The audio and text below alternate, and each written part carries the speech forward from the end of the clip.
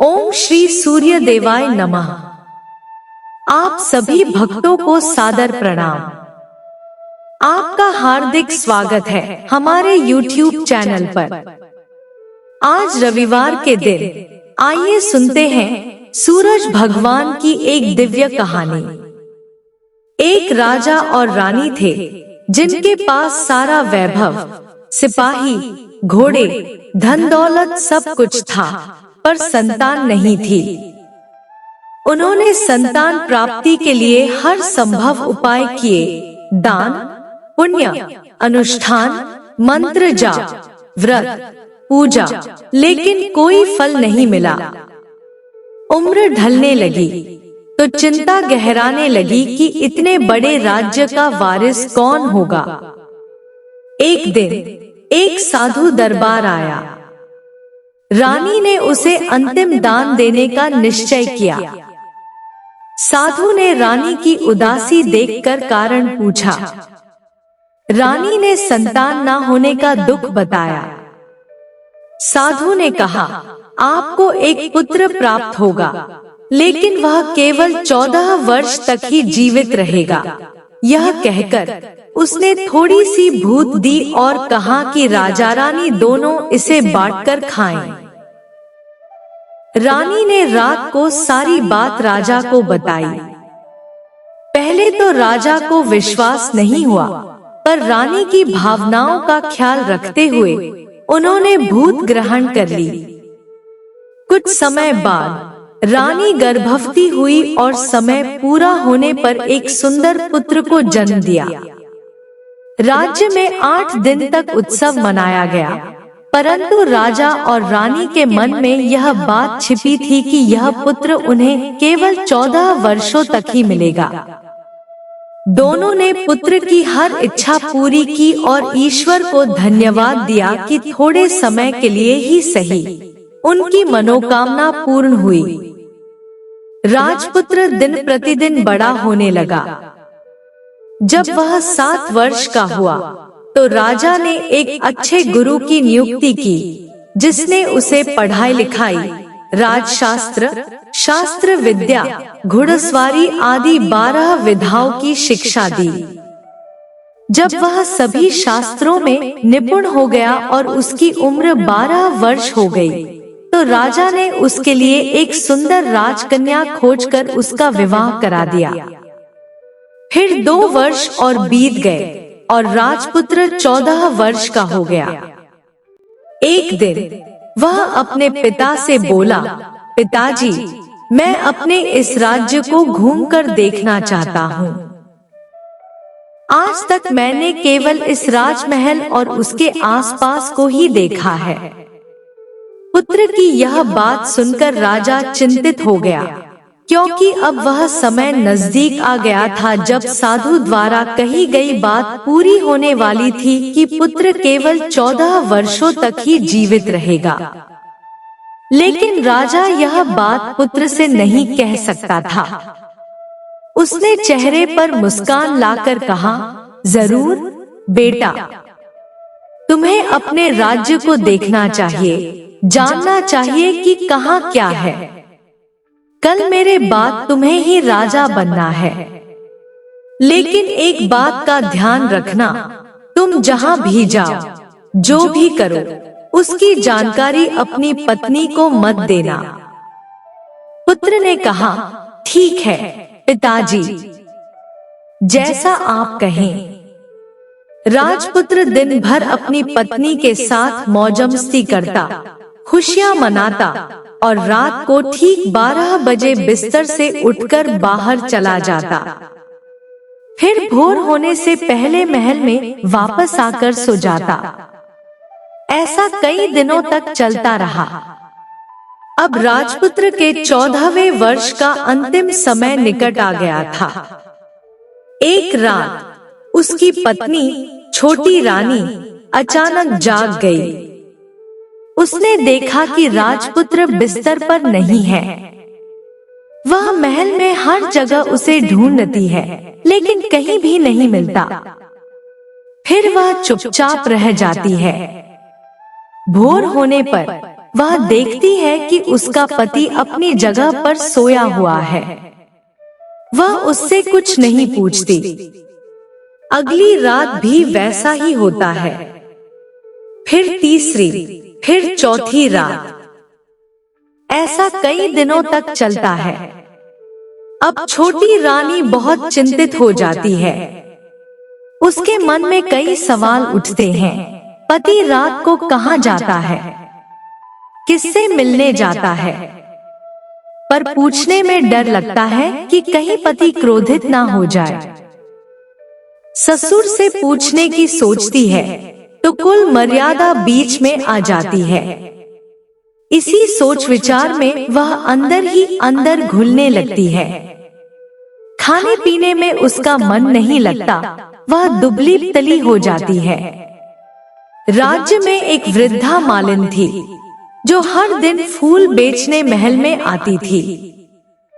उसका ध्यान जब छोटी रानी पर गया तो उसने पूछा, बेटी तुझे क्या दुख है? तू इस तरह सूखकर कांटा क्यों बन गई है? रानी ने दुखी मन से कहा, क्या बताऊं अम्मा, मेरा राजपुत्र हर रात बिस्तर से उठकर कहीं चला जाता है और सुबह होने से पहले लौट आता है। वो कहाँ जाता है? कहीं किसी प्रेमिका से मिलने तो नहीं जाता? यही सोच सोच कर मैं ना अन्न ग्रहण कर पाती हूँ, ना सुख से जी पाती हूँ। इस चिंता में मैं ऐसी हो गई हूँ। तब वह बुढ़िया उसे एक उपाय बताती है, बेटी आज रात तू सोना मत। उसके पीछे जाकर देखना कि वह कहाँ जाता है और क्या करता है। लेकिन नींद आ गई तो कैसे देखेगी?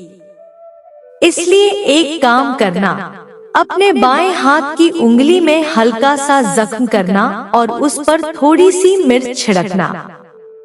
इससे तुझे तेज जलन होगी और दर्द के कारण नींद नहीं आएगी। रानी बुढ़िया के कहे अनुसार करती है। उंगली की जलन से उसे देर तक नींद नहीं आती, लेकिन बाद में वह सो जाती है। दूसरे दिन सुबह बुढ़िया फूल लेकर महल में पहुंचती है और पूछती है, क्या हुआ? रानी कहती है, मैं पूरी रात नहीं जाग सकी, नींद आ ही गई। इस पर बुढ़िया कहती है, आज उंगली पर पहले से थोड़ा बड़ा जख्म करना और ज्यादा मिर्च लगाना। रानी वैसा ही करती है, परंतु वह सिर्फ पति के बिस्तर से उठने तक ही जागी रह पाती है। उसके बाद उसकी आंखें बंद हो जाती हैं। दूसरे दिन बुढ़िया फिर आती है, लेकिन रानी रोकर कहती है, अम्मा मैं आज भी पहरेदारी नहीं कर पाई। बुढ़िया उसे धैर्य बंधाते हुए कहती है, रो मत बेटी, सब ठीक हो जाएगा। आज रात जख्म और बड़ा करना, उस पर और मिर्च छिड़कना, और जब वह बाहर जाने लगे तो उसका रास्ता रोकना। रानी आज रात वही करती है। इस बार उसे नींद नहीं आती। रात के ठीक 12 बजे जब उसका पति बिस्तर से उठकर महल से निकलने लगता है तो वह दौड़कर उसका रास्ता रोक लेती है और कहती है, कहाँ जा रहे हो? किससे मिलने जा रहे हो? मुझे बताओ। राजपुत्र समझाने की बहुत कोशिश करता है, अगर मैंने तुम्हें सच बता दिया तो मैं तुम्हें दोबारा नहीं मिल पाऊंगा। रानी कहती है, कोई बात नहीं, लेकिन आप रात को कहाँ जाते हैं यह जानना जरूरी है। राजपुत्र निरुत्तर हो जाता है। उसकी एक नहीं चलती। ठीक उसी समय उसका 14वां साल खत्म होकर 15वां साल लगने ही वाला था। वह सोचता है, अब जो होना होगा वह होकर रहेगा। वह कुछ चावल मंत्र से सिद्ध करता है और पत्नी से कहता है, इन चावलों को दोनों हाथों की मुट्ठी में पकड़ना। पहले दाएं हाथ के चावल मुझ पर फेंकना, तब तुम जान पाओगी कि मैं कौन हूँ। फिर बाएं हाथ के चावल फेंकना, तब मैं वापस वैसा ही हो जाऊंगा जैसा था। लेकिन अगर तुम बाएं हाथ के चावल फेंकना भूल गई, तो मैं तुम्हें फिर कभी नहीं मिल पाऊंगा। रानी कहती है, नहीं भूलूंगी। वह पहले दाएं हाथ के चावल पति पर फेंकती है। तुरंत राजपुत्र एक विशाल श्वेत घोड़ा बन जाता है, तेज रफ्तार वाला, चमकदार, ऊंचे गले वाला, अद्भुत घोड़ा। वह महल से बाहर दौड़ने लगता है। रानी उसे देखती रह जाती है और बाएं हाथ के चावल फेंकना भूल जाती है। देखते ही देखते घोड़ा महल से बाहर निकल जाता है और फिर कभी वापस नहीं आता। अब रानी को गहरा पश्चाताप होता है। वह स्वयं को कोसने लगती है, लेकिन अब कोई उपाय नहीं था। सुबह होते ही महाराजा और महारानी को सब पता चलता है। उन्हें भारी दुख होता है। वे बिस्तर पकड़ लेते हैं और ईश्वर से प्रार्थना करने लगते हैं कि काश उनका पुत्र वापस आ जाए। 1 महीना बीत जाता है, फिर 2, 3, 6 महीने बीत जाते हैं। राजपुत्र का कोई पता नहीं चलता। प्रधानमंत्री पूरे राज्य में सिपाही भेजता है, लेकिन कोई सफलता नहीं मिलती। इधर रानी सोचती है कि उसके कारण पति लापता हो गया। वह तय करती है कि चाहे जो हो जाए, वह उसे ढूंढकर वापस लाएगी। वह ससुराल के महल में जाकर महाराजा और महारानी से कहती है, मैं अपने पति की खोज में जा रही हूँ। दोनों कहते हैं, बेटी जो भी करना हो करो, लेकिन हमारे बेटे को लेकर लौट आना। अब रानी शाही वस्त्र त्याग कर एक सेठानी का रूप लेती है। कुछ नौकरों को साथ लेकर राज्य की सीमा पर जाती है और वहां एक भोजनालय खोल देती है, जहां आने जाने वाले यात्रियों को मुफ्त भोजन देने लगती है। पर एक शर्त रखती है, जो खाना खाएगा उसे कोई विशेष या विचित्र घटना बतानी होगी जो उसने देखी हो। लोग आते, अपनी बातें सुनाते और भोजन कर चले जाते, परंतु रानी को अब तक वह बात नहीं मिली थी जो उसे चाहिए थी। इधर रानी के महल में फूल लाने वाली बुढ़िया का एक बेटा और बहू थे। उनका एक पोता था। बेटा बहू सुबह काम पर जाते और बुढ़िया बच्चे की देखभाल करती। बुढ़िया को पान खाने की आदत थी। उसके लिए उसे चुना और गोबर के कंडे चाहिए थे। एक दिन वो टोकरी लेकर चरवाहे के मैदान में कंडे इकट्ठा करने चली गई। उसे देर हो गई और अंधेरा हो गया। जब बेटा बहू लौटे तो देखा बच्चा रो रहा है और घर पर अकेला है। वे गुस्से से भर गए। बुढ़िया के लौटने पर बेटे ने पूछा, बच्चे को छोड़कर कहाँ गई थी? वह बोली, मैं गोबर के कंडे इकट्ठा करने गई थी। बेटे ने कहा, अब अगर दोबारा ऐसा हुआ तो बहुत पिटोगी। बुढ़िया रोने लगी, नहीं बेटा, अब ऐसा नहीं होगा। लेकिन अगले दिन वह फिर वही गलती करती है। शाम को फिर बच्चा अकेला रोता है। बेटे का गुस्सा फूट पड़ता है और वह बुढ़िया को घर से निकाल देता है। बुढ़िया रात भर घर के बाहर बैठी रहती है। सुबह होते ही वह फिर कंडे इकट्ठा करने निकल पड़ती है। आज उसे कुछ ज्यादा ही उत्साह होता है।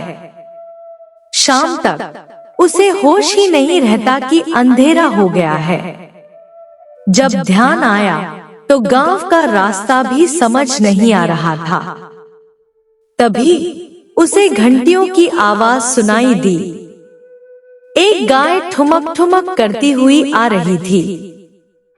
बुढ़िया सोचती है, अगर इस गाय के पीछे चलूंगी तो गांव तक पहुंच जाऊंगी। वो गाय के पीछे पीछे चल पड़ती है। गाय एक के बाद एक करके 6 मैदान पार करती है और 7वें मैदान में जाकर एक बड़े पत्थर के पास पहुंचती है। वह पत्थर को अपने सींग से मारती है और पत्थर हट जाता है। वहां पाताल की ओर जाने वाली सीढ़ियां खुल जाती हैं। गाय उन सीढ़ियों से नीचे उतरती है। बुढ़िया तुरंत उसकी पूंछ पकड़ लेती है और साथ ही पाताल लोक में पहुंच जाती है।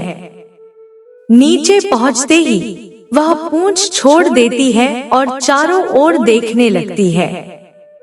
पाताल लोक में चारों ओर तेज रोशनी और जगमगाहट थी। गाय के गले में अपने आप घंटियां बंध जाती हैं और दूध अपने आप दोहने लगता है।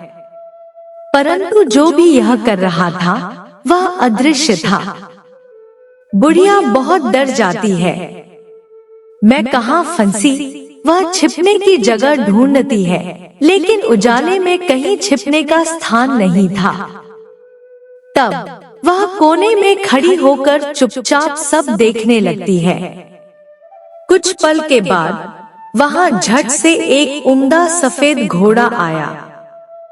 वहां 2 कुंड थे।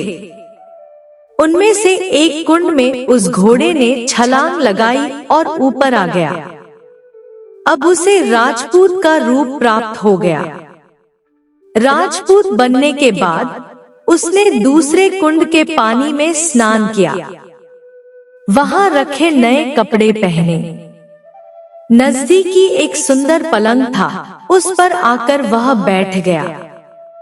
उसके सामने अपने आप 5 पकवानों की थाली आ गई। दूध की एक प्याली आ गई। 5 सुपारी आ गई। उसके सामने एक दिया जल रहा था। उसने दूध पिया, 5 सुपारी खाए और बिस्तर पर लेट गया। जाने से पहले सूर्यदेव का स्मरण करके सामने जलते दिए से पूछा, दिए, दीपान कर। मेरे माता पिता क्या कर रहे हैं? दिया बताने लगा, बेटे के सुख में डूबे हैं। राज्य कौन संभालता है? राज्य प्रधान संभालता है। मेरी पत्नी क्या करती है? उसने चौराहे पर भोजनालय शुरू किया है और आते जाते लोगों से वह नई खबरों के बारे में पूछती है। दिए के यह कहते ही राजपूत कहने लगा, ठीक है। उसके बाद वह सो गया।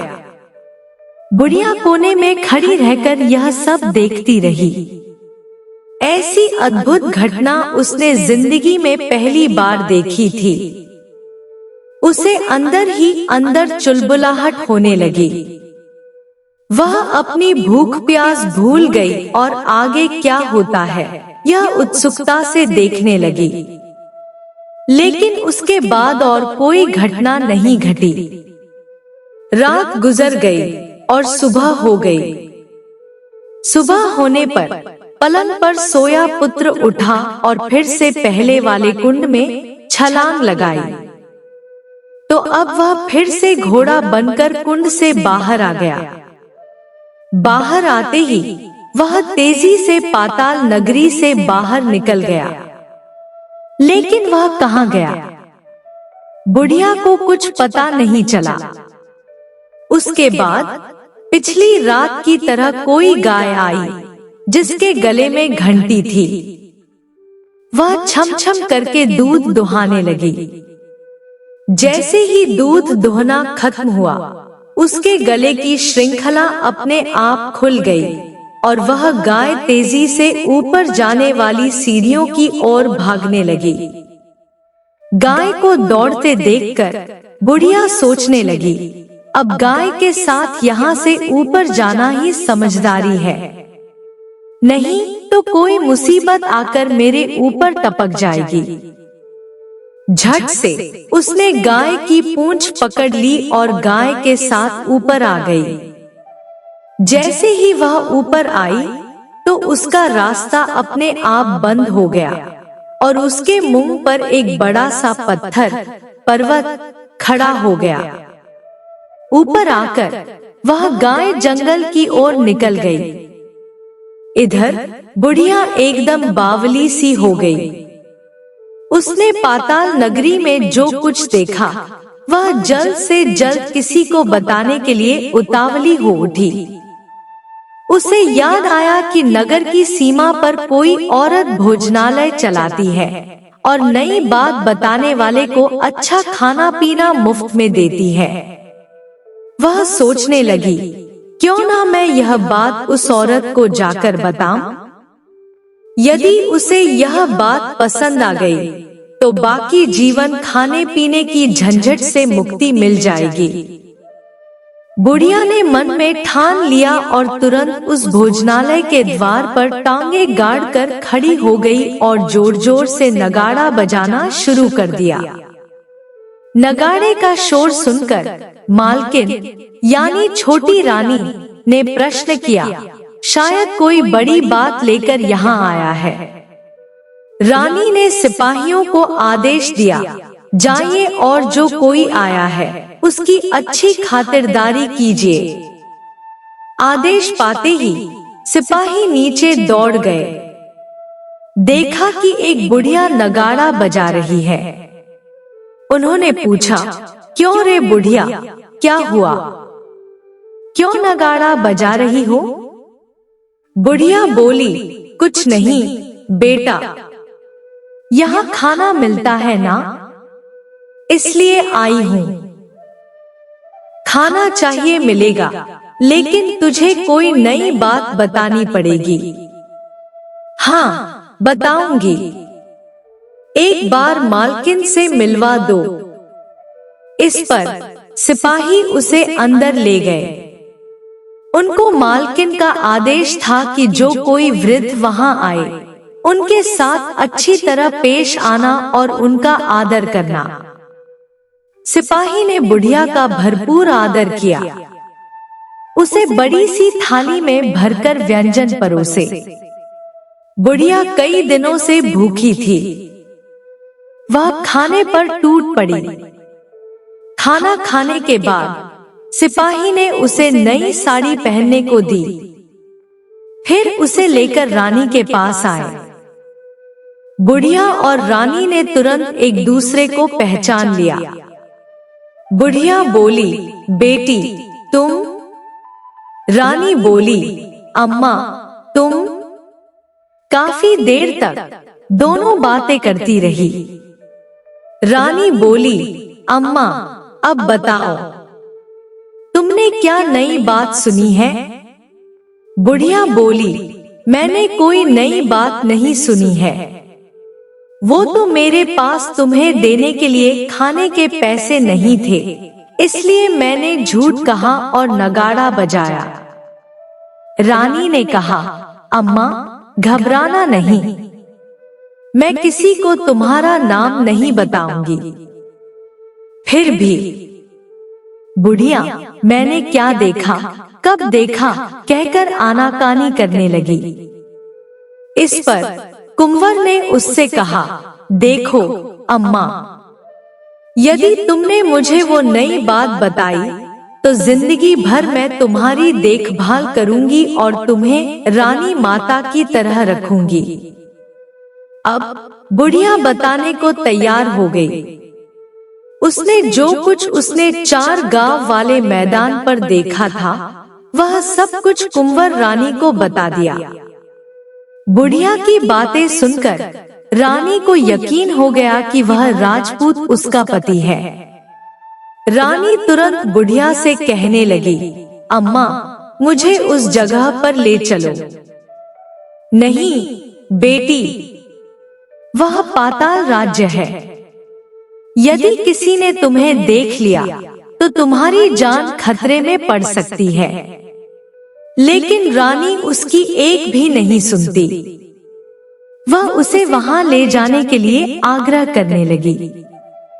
आखिर में बुढ़िया ने उसकी बात मान ली और कहने लगी, ठीक है, मैं तुम्हें वहां लेकर चलती हूँ, पर आज नहीं, कल जाना होगा, शाम को ही जाना होगा। दूसरे दिन दोपहर को रानी बुढ़िया के साथ उस मैदान पर गई और एक जगह छिपकर गाय के आने की राह देखने लगी। दिन ढलते ही अंधेरा होने लगा और गाय हमेशा की तरह वहां आ गई।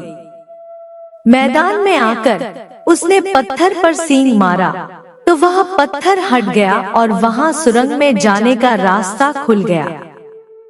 शाम होते ही वहां वह गाय फिर से आई।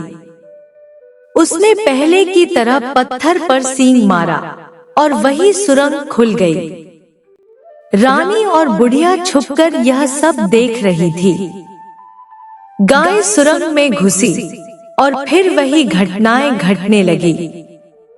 वह फिर से कुंड में कूदी और राजपूत का रूप धर लिया। छोटी रानी ने सांसें थाम रखी थी।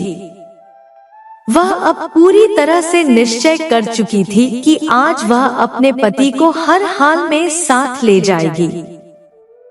जब राजपूत भोजन कर पलंग पर सोने को गया तो रानी धीरे धीरे उसके समीप पहुंची।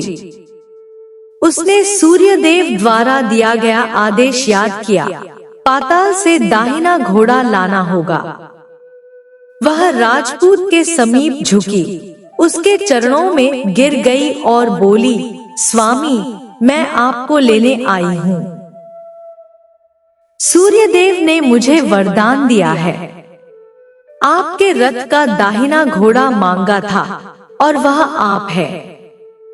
राजपूत की आंखें आश्चर्य से फैल गई। वह उठकर बैठ गया। उसके मुख पर कई भाव एक साथ दौड़ गए, आश्चर्य, करुणा, प्रेम और पश्चाताप। उसने धीरे से पूछा, तुमने यह कैसे जाना कि मैं वही हूँ? रानी ने आंखों में आंसू लिए उत्तर दिया, आपके प्रत्येक कार्य, आपके रूप, आपके आचरण, सब ने मुझे यह बता दिया कि आप ही मेरे स्वामी हैं। और फिर सूर्यदेव ने भी संकेत दिया था। राजपूत गहरी सांस लेकर बोला, तो अब समय आ गया है। तुमने कठिन परीक्षा पास कर ली है।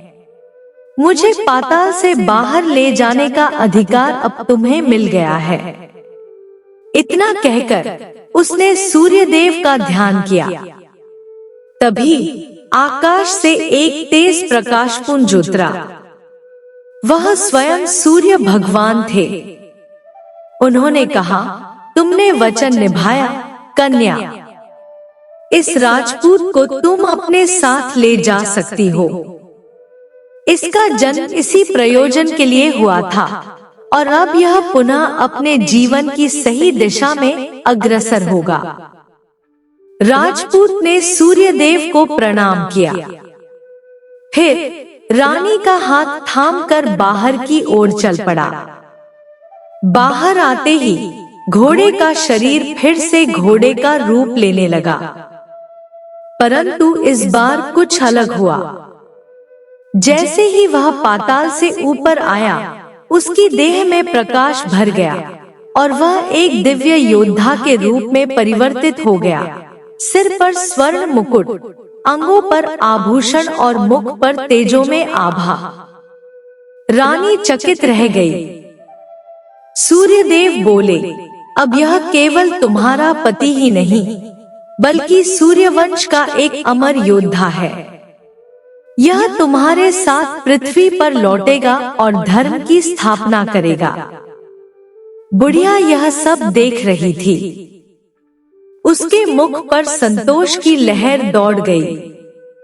वह बोली, अब मैं निश्चिंत हूँ।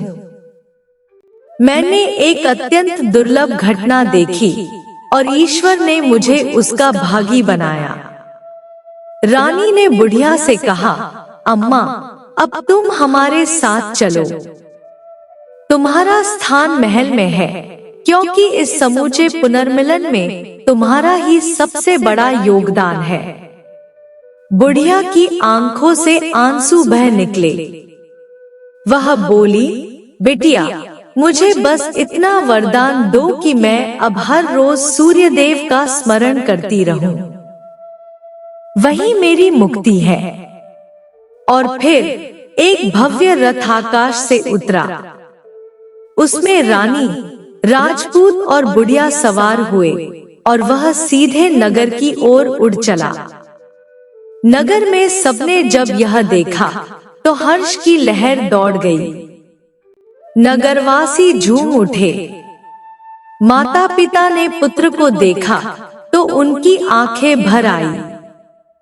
राज्य में पुनः आनंद और धर्म की स्थापना हुई। रानी और राजपूत ने वर्षों तक राज किया।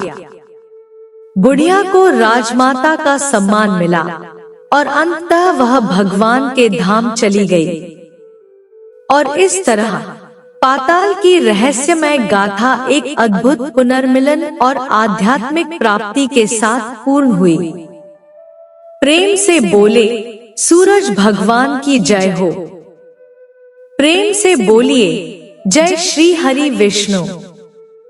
ऐसे ही और भी रोचक और आध्यात्मिक वीडियो के लिए चैनल को सब्सक्राइब कर लें। दोस्तों, आपको यह कथा कैसी लगी? कृपया कमेंट करके जरूर बताएं। वीडियो पसंद आया हो तो लाइक करें और अपने दोस्तों के साथ शेयर करें। कमेंट बॉक्स में जय श्री कृष्ण लिखना ना भूलें। फिर मिलते हैं एक और दिलचस्प वीडियो के साथ। धन्यवाद। जय श्री कृष्ण।